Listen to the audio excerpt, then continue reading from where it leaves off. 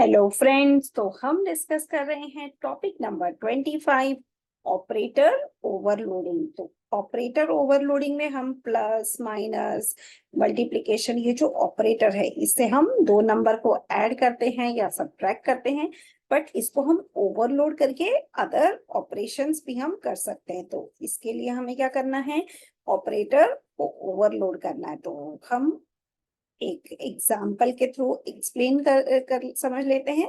यहाँ पे देखिए, हमने एक क्लास क्रिएट किया और यहाँ पर operator OP argument list.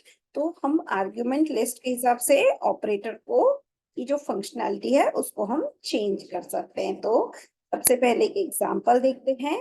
Vector operator plus, तो ये क्या करेगा, वेक्टर, जब हम इसमें वेक्टर पास करेंगे तो ये वेक्टर को ऐड करेगा।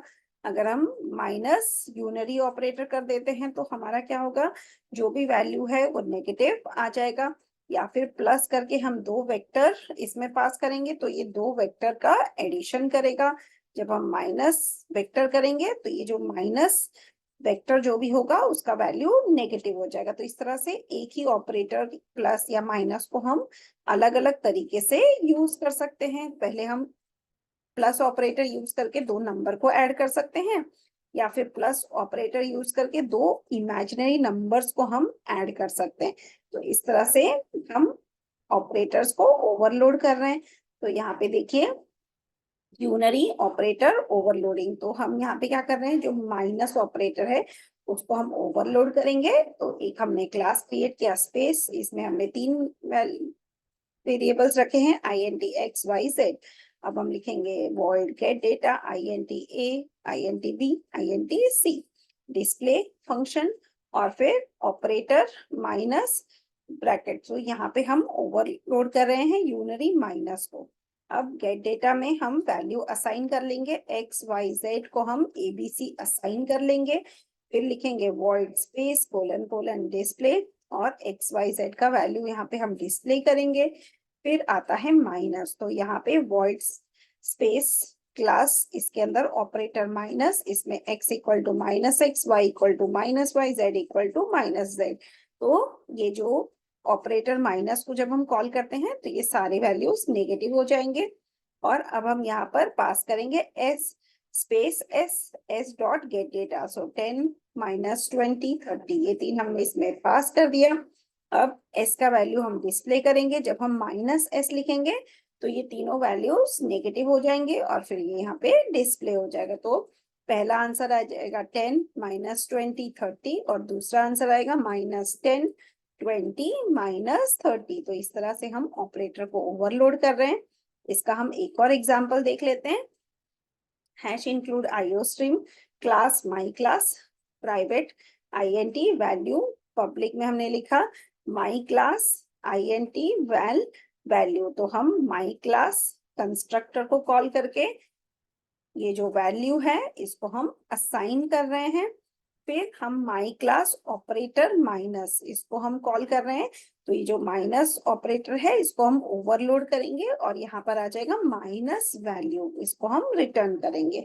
फिर प्रिंट करके हम वैल्यू को प्रिंट करेंगे।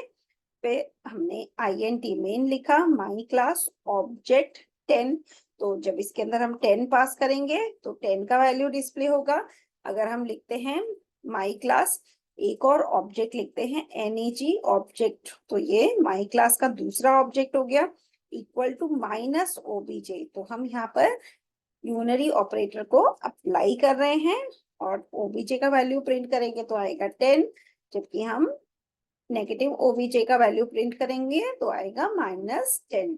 तो ये प्रोग्राम आप रन करके देख लीजिए, रन करते इसका आउटपुट आ जाएगा 10 and -10। So I hope this practical was interesting.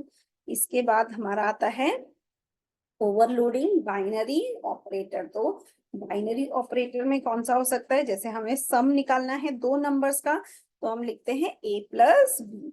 अब इसमें हम दो कॉम्प्लेक्स नंबर्स को अगर हमें सम करना है तो हम प्लस ऑपरेटर को ओवरलोड करेंगे। तो यहाँ पे देखिए, हमने लिखा hash include iostream using namespace STD class complex float x comma float y public complex, public complex float real comma float imaginary, तो ये हमने असाइन कर दिया और इसमें हमने कंस्ट्रक्टर लिया है। फिर हम लेंगे कॉम्प्लेक्स ऑपरेटर प्लस कॉम्प्लेक्स, तो यहाँ पर हमारा हो गया ऑपरेटर प्लस, इसको हमने ओवरलोड किया है। और फिर हम लिखेंगे void display to display the value.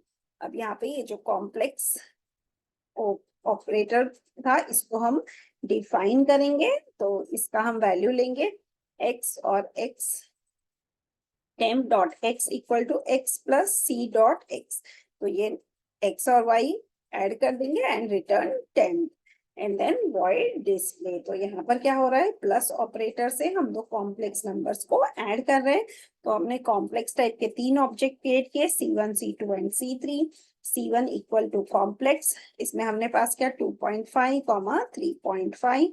C2 में हमने पास किया 1.6 2.7 एंड C3 में हमने पास लिखा C1 प्लस C2। तो ये जो प्लस ऑपरेटर है ये कॉम्प्लेक्स नंबर्स को ऐड करके डिस्प्ले करेगा। तो यहाँ पे देखिए जब हम डिस्प्ले फंक्शन लिखते हैं तो आउटपुट में पहला आ जाएगा C1 equal to 2.5 plus J 3.5, तो ये हमारा कॉम्प्लेक्स नंबर 1 हो गया।